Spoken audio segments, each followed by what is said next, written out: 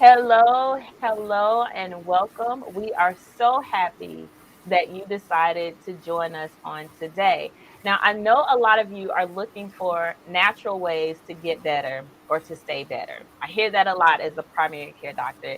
You also want a holistic way of getting better and getting your healing. And what I mean by holistic is you want someone to look at all of you and to take everything into consideration when they decide whatever treatment plan that they are going to come up for you. Well, today is your day that to get that information because there is an area of medicine that absolutely addresses this, and it is called integrative medicine. Now, you may be saying, like, what the heck is integrative medicine? It's okay. I got you. We are going to talk about what it is and the benefits of it today. So you want to stay tuned.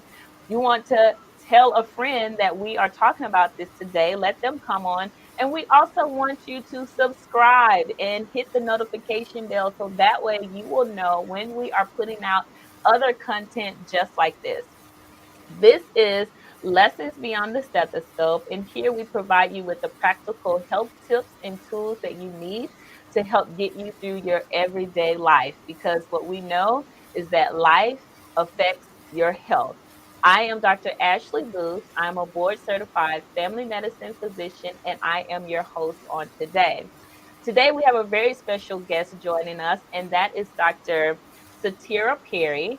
And before we get into that, I want to let you know what this is. This is episode 16, How to Achieve Total Wellness, the Benefits of Integrative Medicine.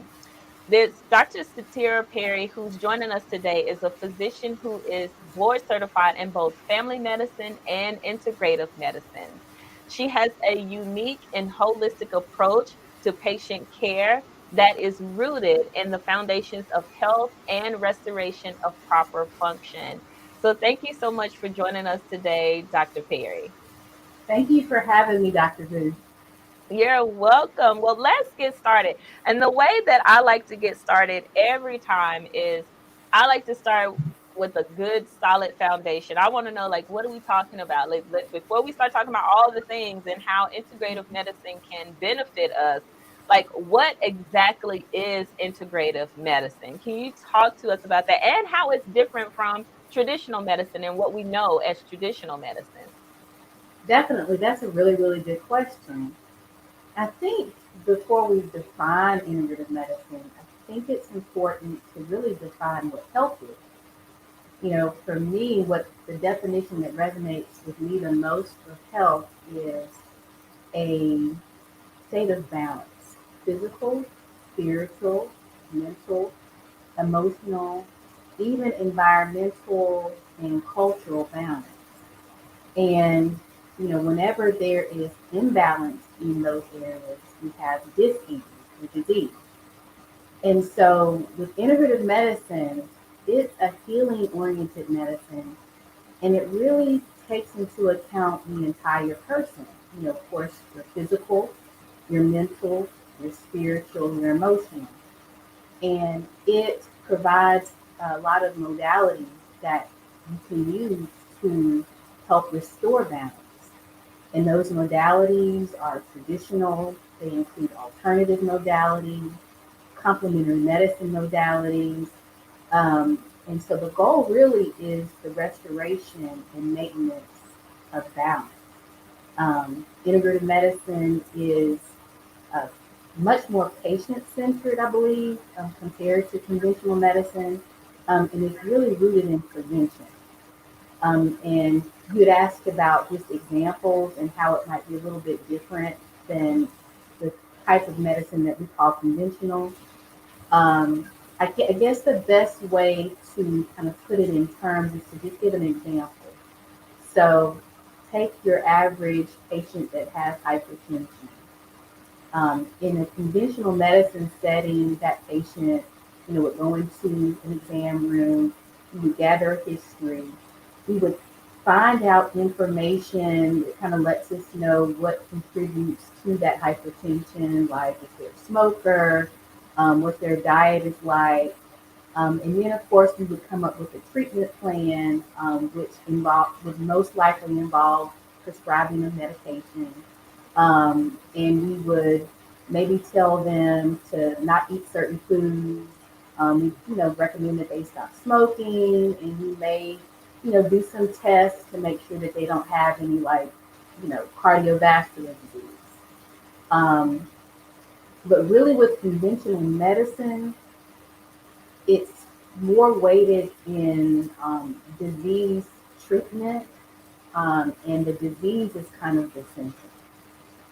Where with integrative medicine, you're doing all of those same things, but you're also looking into, not only the diet, but, emotionally, what's happening in that person's life. Um, you're looking at uh, if you can add certain modalities like meditation. You're looking at what type of lifestyle that person lives, what type of job they have, what their living situation is, what environmental contributions, like maybe pollution, is contributing to that hypertension. What kind of nutritional deficiencies they may have, and so all of those all of those are opportunities where you can intervene, and there are so many different therapies that you can introduce to fill those gaps and really provide holistic care to the patient. I hope that answered that question. It did. That was a very good explanation because it goes along with what we do on this show. Because I say life, and by life, I'm talking about all the things, like you said, emotions and environment and all these things. Because when the pandemic hit, we knew that life, as we say, was lifing at that time, because I had a lot of patients that their emotional state truly was affecting their health. They are really stressed out. They're trying to figure out what the next move is. Like, all of these things are going to come into play, and it can affect your health. And Yes. you mentioned that there are some different therapies, or things that functionally that you can help start putting these things in place and making sure that you have balance all the way around so that you can have that wholeness. And it Mhm. sounds like it's a team approach, disciplines or therapies that about that people may benefit from. Yes, definitely, definitely. I think in terms of just the benefits of integrative medicine, it not only benefits the patient, but it also benefits the provider. I think that, in terms of the patient benefit, it really allows the patient to receive more comprehensive care that takes into account the individual and just the nuances that people have. We're all different, even in the same family, even twins have their own nuances. And I think this approach really helps to provide a more effective treatment plan, and it helps to, I think, improve patient satisfaction, um, because you are hearing the patient, and um, you are applying certain therapies that that patient will, I think, get the most benefit out of, and I think that that helps them to be more engaged in their care. So um, it's very beneficial. And with those benefits that you're talking, I love that one of the things, because you work in rural medicine, and one of the Yes. things that I know about rural medicine, just rural areas, is everyone knows everybody. I'm from a Mm-hmm. small town, and so everybody knows everybody, and so I know everybody knows the doctor, because Mm-hmm. you guys have such a close relationship there. And so having those relationships, I know, are critical to, helping that person get to the next step. How do you use some of those other therapies, such as like acupuncture or massage, chiropractic care, like all those different things? What are some of those different therapies that you've noticed that your patients have been able to benefit from? Some of the alternative therapies, that I've found to be the most accepted have been really therapies that I find to be foundational when it comes to just uh, your health and well being. That's vitamins. Just something as Mm, simple as recommending a high quality supplement because communities are an organism, made up of people, and there are a lot of similarities in diet. There are a lot of similarities in just exposures in communities, and so you know, and there's also a big cultural component as well. So you'll find that people in communities have similar diseases because they're eating similar food and they're engaging in similar activities.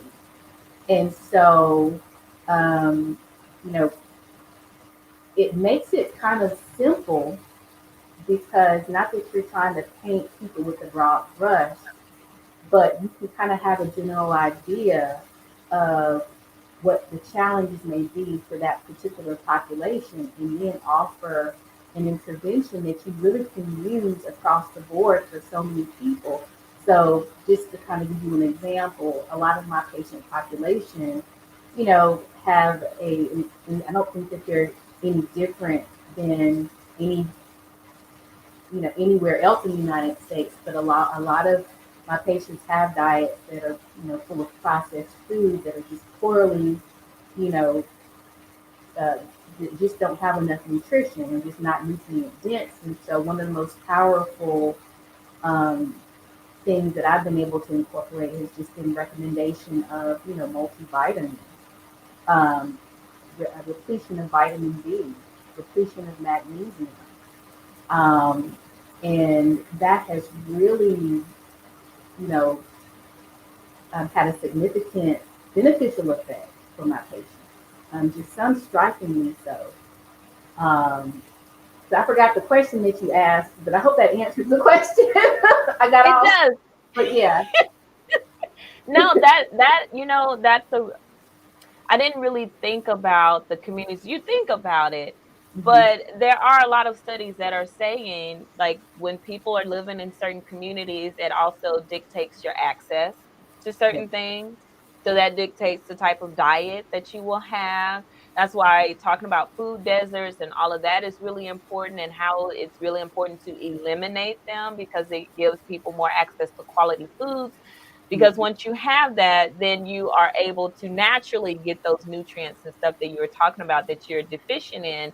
So then, supplements and stuff are still really good, and you could have a good diet and still need a supplement.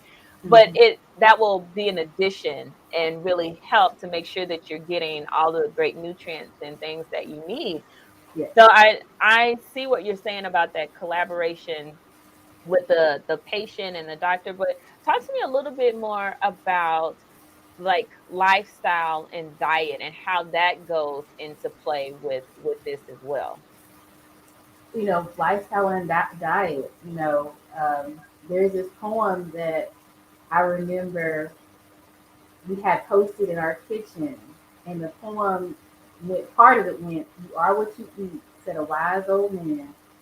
Lord, if that's true, I'm a garbage can. And then there's this other quote. Mm, I forgot who they attributed it to, but let food be thy medicine and medicine be thy food. And mm. your question, what was your question again? I want to make sure that I answered it. No, you're fine. It's just about the importance of, like, lifestyle and the things that you're doing in your lifestyle to You know, create wellness, your diet, how that incorporates with everything else. Because I know sometimes people say, "Oh, I'll just take a supplement," or, "Oh, I'll just do this." right? But how does that go hand in hand with them achieving their total wellness? Yeah, it's everything. Everything that you put into your body affects your DNA. You know, um, whether you're drinking it, whether you're eating it, um, and the food that has been, you know, put on this earth, the natural food that's been put on this earth, we've evolved over, millennia to eat this food. So when we stray from those foods, then that's kind of that's the beginning of how that imbalance starts. We have not evolved to eat diets that are high in a lot of processed sugars and chemicals that some of them are new to nature, really. And so that has the effect of causing inflammation. And I know that that's a big thing now. People are like inflammation, but that's what we eat is the primary source, you know, for either healing or disease. And so, you know, when we eat our foods, the foods that we eat should be, um, as close to, natural as possible, plant based. If you are a meat eater, eating foods or meats that are grass fed, um, that are not grown with a lot of antibiotics, avoiding, vegetables that are genetically modified because, those really, those types of foods have adverse effects to our, DNA and our natural function. Um, so, the thing about, you made a really important point about, just supplements. I think in that versus a healthy diet, I think it can be easy to rely on finding a supplement or an herb to take care of this ailment or that ailment, but that's just as bad as you taking a medication for something and not making the change necessary to prevent the issue, you know, because your herbs are only going to work, up until a certain point. You know, those medications are only going to be effective up until a certain point. But if your lifestyle and your diet um, is what's causing the issue, and you don't make that change, you know, you're not really going to restore balance. You're just going to be treating the condition that it's just going to get worse, and you're going to need more of that medication, or you're going to need more of that herb, because you haven't addressed the root cause of it. And the root cause, for the most part, is your diet. Um, yeah, I hope that answers that question. It does, and that brought up a very, very good point when you mentioned root cause. Hmm. And like you said, the supplement can help with a few things, like you said, but are we addressing the root cause, getting to the root of what is going on so that you can truly be well? Because like you said, it's all about restoring the balance. Yeah. And if you are off balance and you're not figuring out why you're off balance, you just keep adding this to try to help you, but it still hasn't gotten you here. You're still probably like this. Hmm. So that's a great point about just restoring the balance. Now, traditional medicine, and you practiced that for a few years, you did family medicine, but then you decided, let me go back and do some additional training in integrative medicine. Tell me why did you decide to do that? And then the benefits you've noticed from your patients now that you are putting that into practice. Yes, like, well, with integrative medicine, the reason that I really was drawn to that is, I've always had an interest in more natural, holistic healing. Um, the fact that so much of what we need to live in balance has already been made available to us is just as humbling and as fascinating to me. And I think much of what we do as doctors is intuitive. And we really do rely on our intuition a lot more than we might realize, I think. Um, and I think integrative medicine really aligns with the intuitive aspect of, providing healthcare for patients. Um, you I think about in speaking of intuition, I think about my mother. She was my first doctor. And you know, that intuition piece is strongly there. And also too, I just wanted to see my patients get better. And that's the reason why I think we've all dedicated our time and energy to this profession. And integrative medicine has given me just an extensive toolkit to really help my patients. And I think that that's my purpose, and so that's what has drawn me to integrative medicine. Um, and the other question you asked me was just how integrative medicine benefited my patients. Um, I think with integrative medicine, not only does it benefit the patient, it also benefits the doctor, but for the patient, um, it really it really allows the patient to be part of their care. The care is centered on the patient, and it really takes into account that individual's just special individual needs, what the obstacles to their care might be, um, and it really helps you to come up with a treatment plan that I think can be really effective because that patient is more engaged with that plan because they are involved in the plan. Um, and so I think that will kind of the result of that will be, outcome improvement in patient outcome, um, because they are engaged in a therapy that they're agreeing with that actually fits with what they believe in and fits with what they feel comfortable with. It sounds like selfishly for the doctor on our end, it gives us that gratification like, oh my gosh, I am serving and I am serving well. And I think some people forget that and they think, oh, you doctors, you just want to prescribe medicine, you just shuttle me through, blah, blah, blah. But truly, at the core of it, a lot of us got into this to serve and to serve people well. And so it makes us feel good when we know my patient is doing better, my patient feels better, my patient is going to live longer, knowing that you were able to help facilitate that.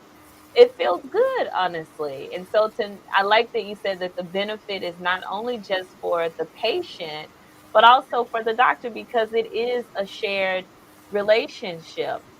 Then my other thing is when we think about this, how do you balance traditional medicine and the integrative, and how can patients do that? Because some people think I'm just going to take that supplement. She said the supplements are good and that's what I need to do. So how do they balance it? Do we just throw traditional medicine away because it's bad? Or is there a way for us to truly balance traditional medicine and integrative medicine? Well, I think the key word is balance.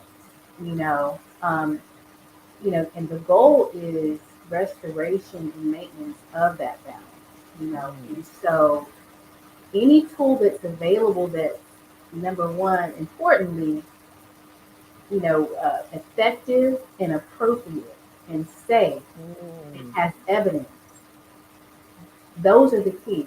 And so, you know, I know that the traditional medicine route has left a lot of people, wanting more, and that there are a lot of gaps and a lot of dissatisfaction with a lot of things, that are just, you know, um, it's just lacking in the traditional medicine route. However, there are also some really, really good therapies and really good gifts in our traditional medicine system.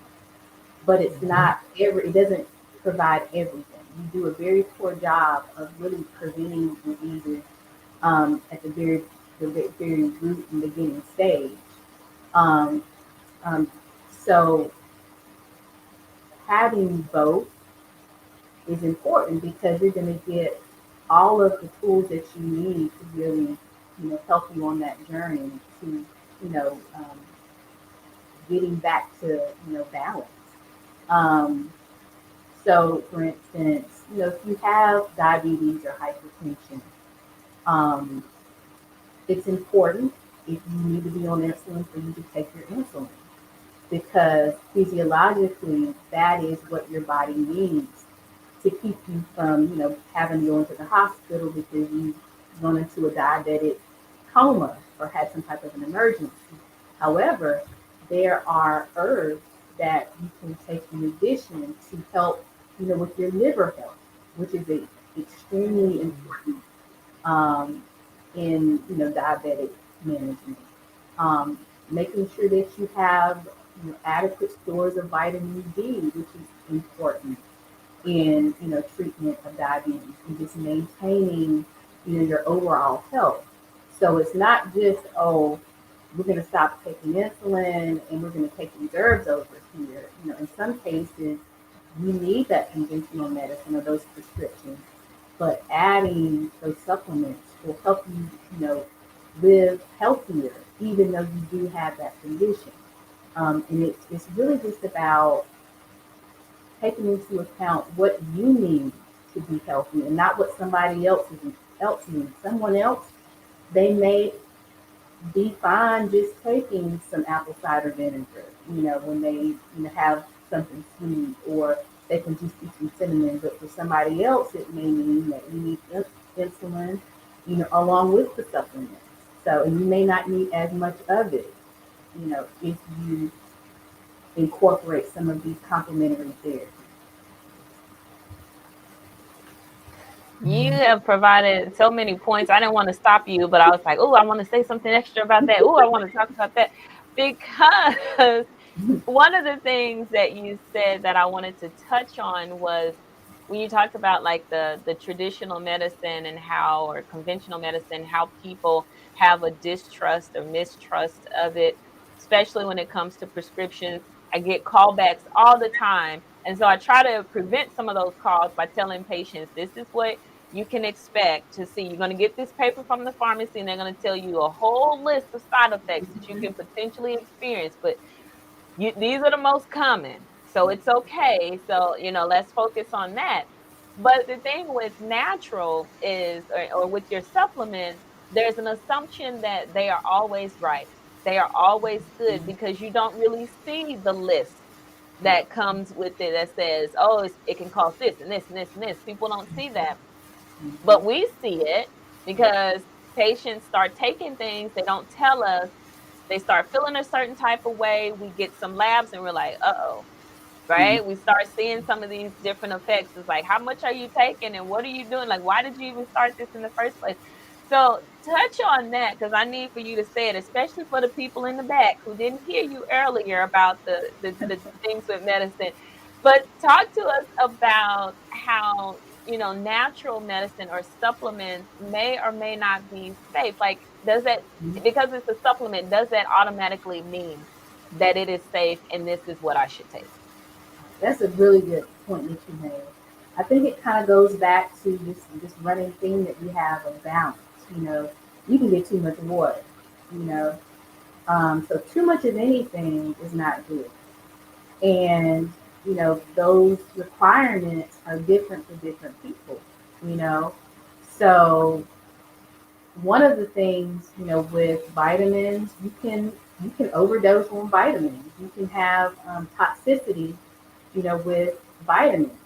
Um, the key is you want the right amount, and um, you want to make sure that you're not taking too much of it or taking too little of it.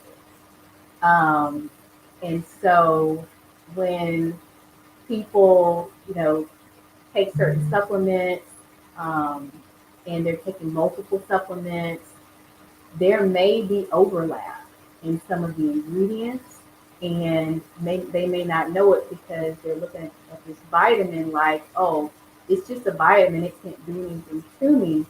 But anything that you're taking in excess could have an adverse effect.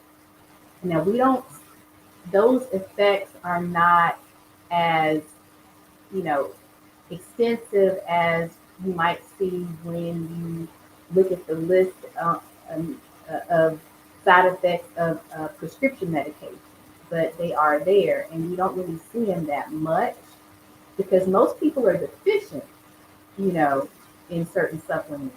Um, but for the most part, you know, vitamins taken in proper quantities, you know, don't really, you know, hurt you.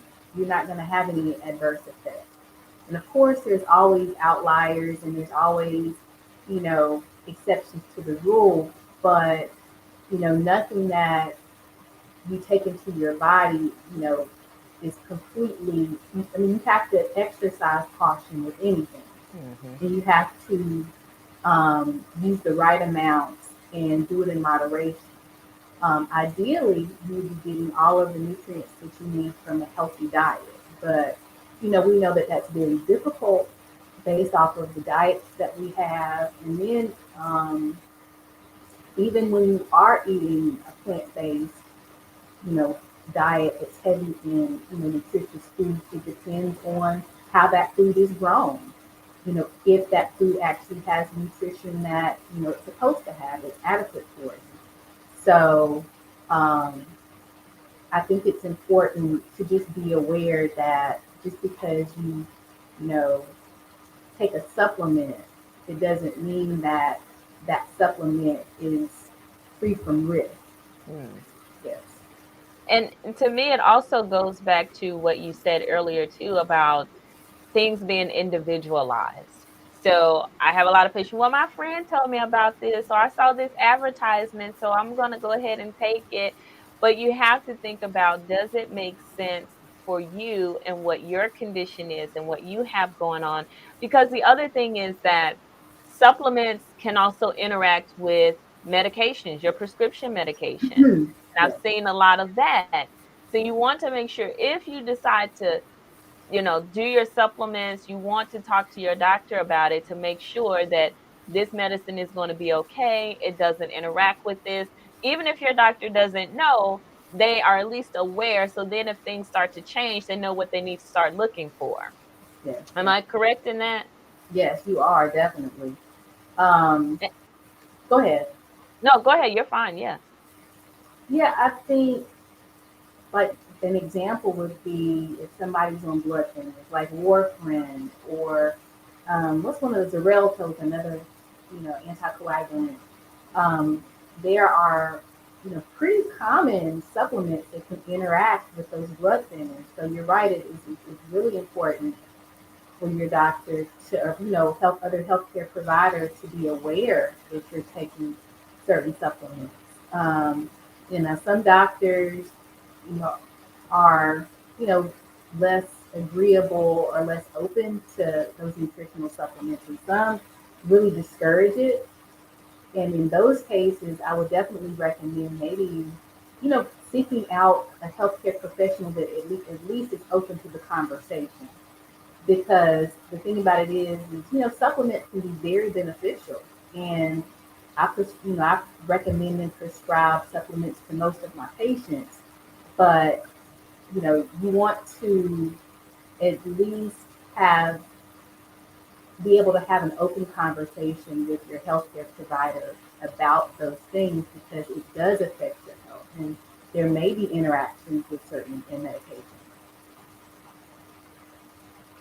I appreciate you saying that because I actually was going to touch on the the importance of finding the provider that will support you in that. And this is what I'll say along with that too, is that when we went through medical school and residency, for the most part, a lot of us did not have providers that talked to us about supplements. Thankfully, I had one attending who was really into supplements, and so we would talk about different things. She'd pull it up on her computer. She's like, let's see if we have a supplement for that. Let's see if there's a natural remedy for that, Mm-hmm. specifically for this patient. But for the majority of them, it's they because we're taught the other medications that we can prescribe, send it to the pharmacy, that sort of thing.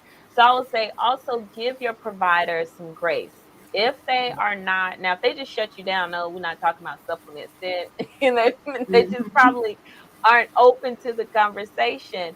Mhm. But let them know this is something that I'm interested in. Now, you also, like we talked about patient and doctor relationship, you also have to be willing to give as well, because Mhm. for instance, we see people and they have this disease state that is pretty significant, right? Now, if you come and your diabetes is pretty well controlled, we may say, okay, yo, you could probably just try that and see if that'll keep your sugars under control, right? But Mhm. if it's not well controlled and you say, I just want to take this supplement, that may not be the best answer for you. So you have to understand and let your doctor kind of work with it, because they're probably like, I just really need to get your diabetes under control. Or I really need to get your blood pressure under control. I don't really know a whole lot about this supplement right now. I'm not sure if it's really going to get you where you need to be.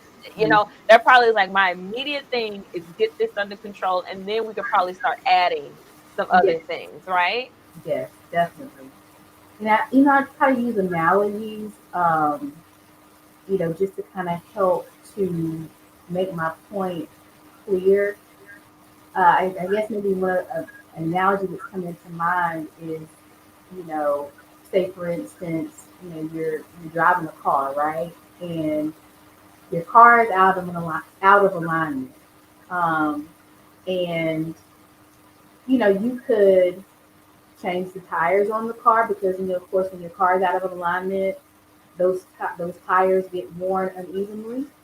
You can change the tires, which will temporarily, you know, it'll temporarily work, but because that car is out of line, those tires are going to wear unevenly. So um, if you if you just focus on like just an external cause or external treatment with the tires, you're not going to, you know, fix the root cause of what's actually going on and that's wrong with the car.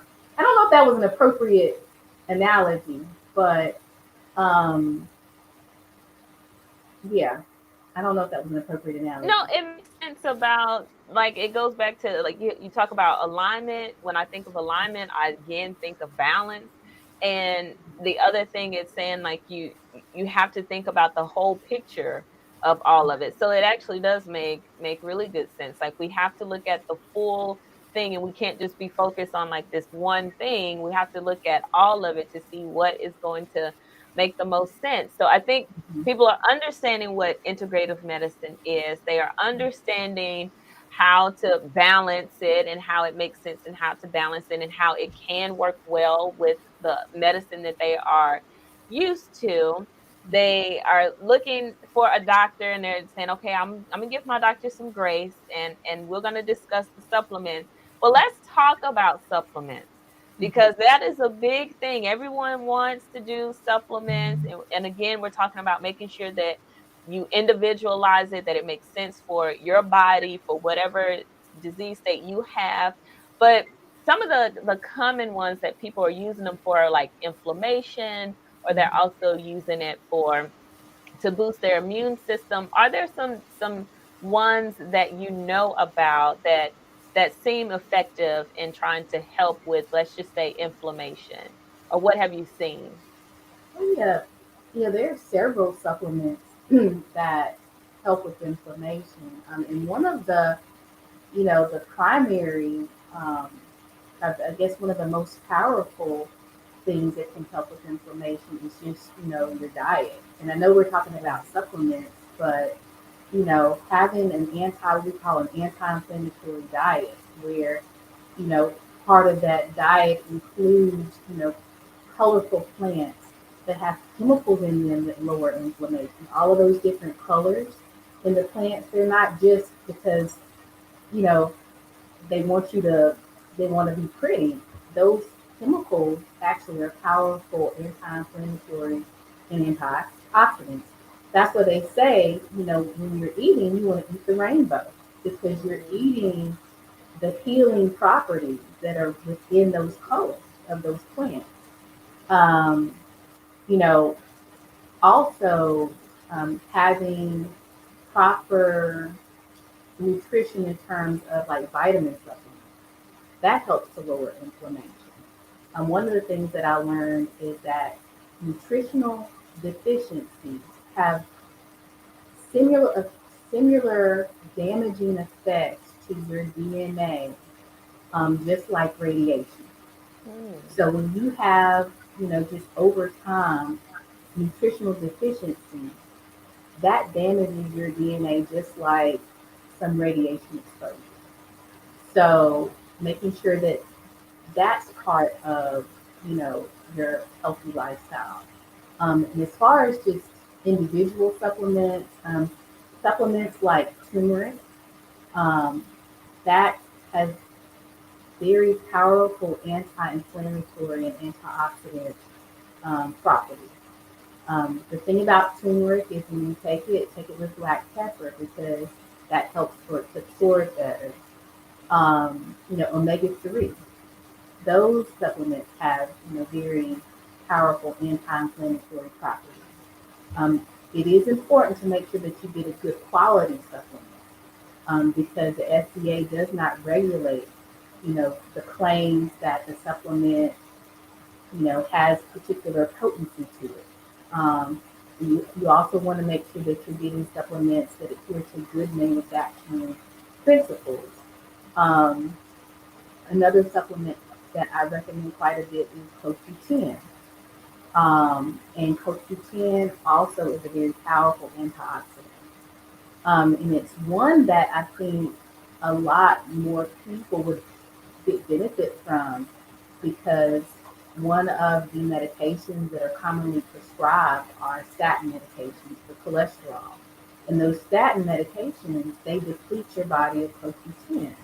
And CoQ10 is, it's something that your body makes, but not in large quantities.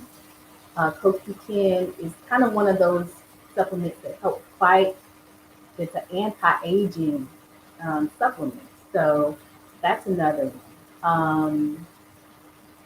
Something as simple as melatonin is anti-inflammatory, and it's antioxidant. So, but there's several more. We can keep on going, but those are a few. Those are a few. Okay, yeah, because I have quite a few that talk about turmeric. To me, I just learned something today with the melatonin and also the turmeric plus the black pepper. Did not know about using the two together. So I'm learning a lot right now. What about immune system? A lot of people are, still we still people are still getting diagnosed with COVID. People are still wanting to stay as healthy as possible. What are some of the ones that you've seen for that? For immune system, it also really goes back to the foundation in terms of like nutrients, especially vitamins D and A and zinc. Those are really powerful to help support a healthy immune system, especially vitamin D. I push a lot of, or I recommend a lot of, vitamin D for my patients because most of my patients, or the patients that I come across, are deficient. And so vitamin D really helps to balance out the immune system. Um, Mm. and, you know, just just talking about vitamin D, we could probably talk for hours just about vitamin D and how important it is, just for your overall health. But that's one of the powerful vitamins for the immune system. Making sure that, just exercise, getting good sleep, that's going to help, just kind of foundationally, that's going to help improve your immune health. I think that we sleep on how much sleep you should get. Like having, you Say know, it again. Say it again. That was we good. I like sleep that. on That was not good. having, on how much sleep we need to get. Having just good 6 to 8 hours of sleep. Sleep is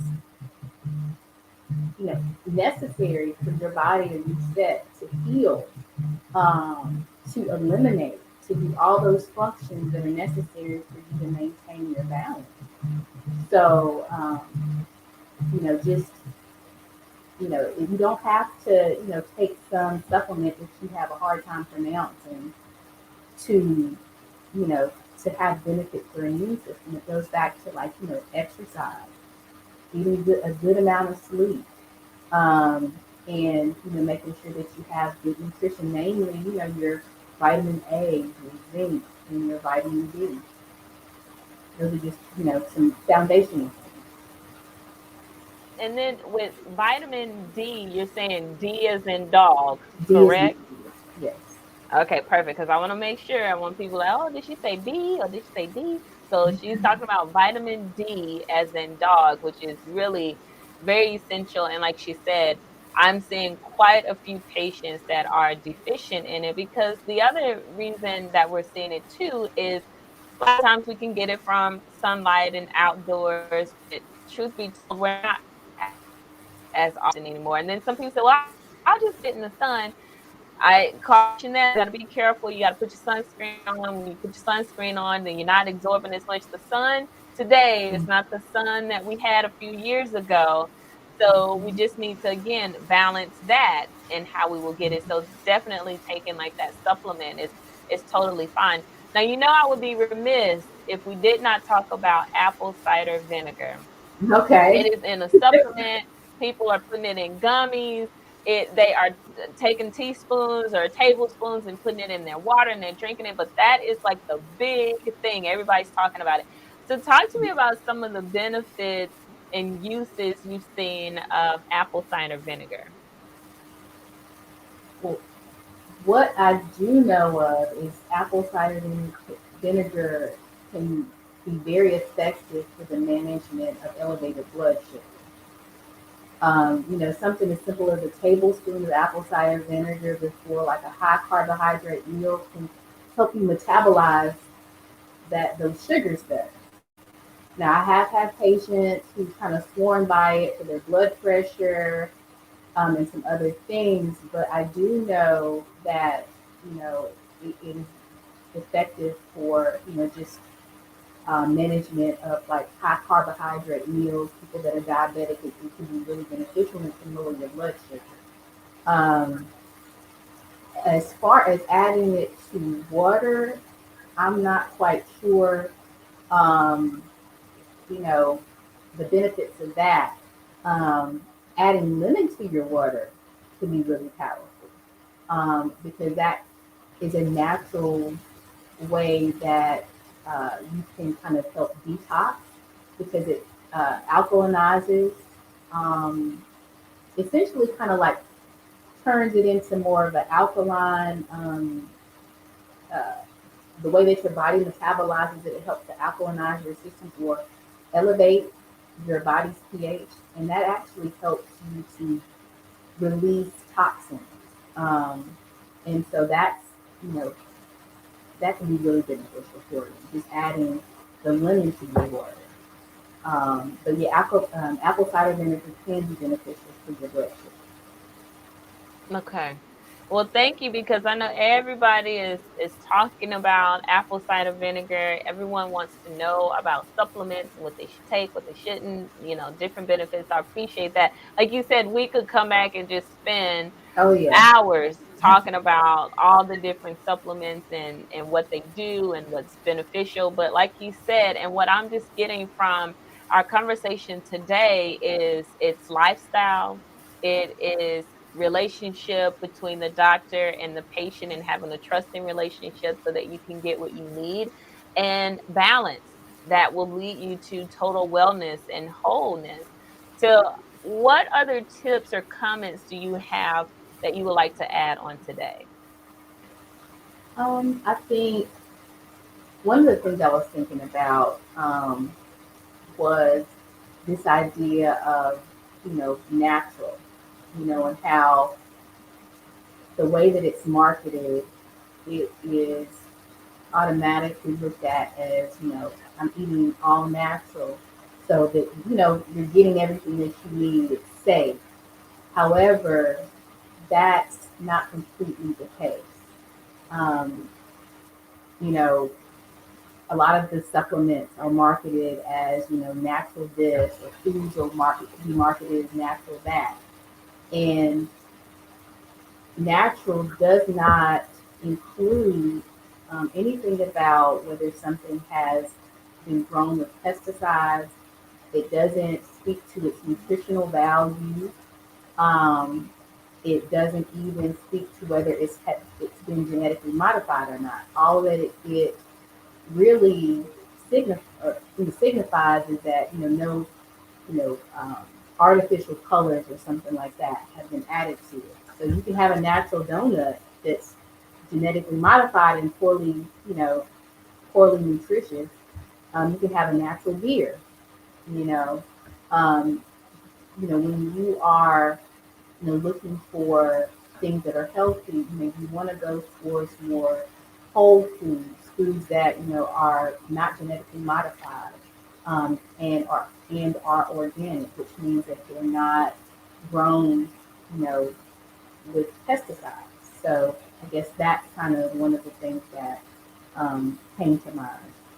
Um, and also too, just if you do want information about like what brands of supplements are good quality, there is a website called Consumer Lab, and probably like $1 to $2 a month for a membership. And there you can read information about supplements, and they review these supplements and they test them and they make sure that they're adhering to good manufacturing principles. Um, and it gives you recommendations of what specific supplements you can take in these different categories. And it's called Consumer Lab. Spell that for me. ConsumerLab, all one word, Consumer Lab. That is awesome and invaluable information because, like you said, if it's natural, does that mean that it truly is what it is? And does it have in it what it's supposed to have? And there was a news report that came out a few years ago that they had taken some supplements off of the counters and they went to different stores and tested them, and they didn't have in there what they were supposed to have, or if Mm-hmm. they did, it was so small they really couldn't detect it. So you want to make sure that if you're spending your money on it, if you say, well, I think I need some vitamin D, my doctor told me I was a little borderline, and you want to add that, you want to make sure that you are getting what you're paying for. So Exactly. I appreciate that. I'll definitely make sure that people know Consumer Lab, to go there, and that way you will be able to see which supplements are actually tested. They look like they're doing the right thing so that you are actually getting what you need. Well, I have learned so much today. I have absolutely enjoyed our conversation today. I thank you again for joining us, Dr. Perry. Appreciate your time. Thank you for having me. This is wonderful. You're absolutely welcome.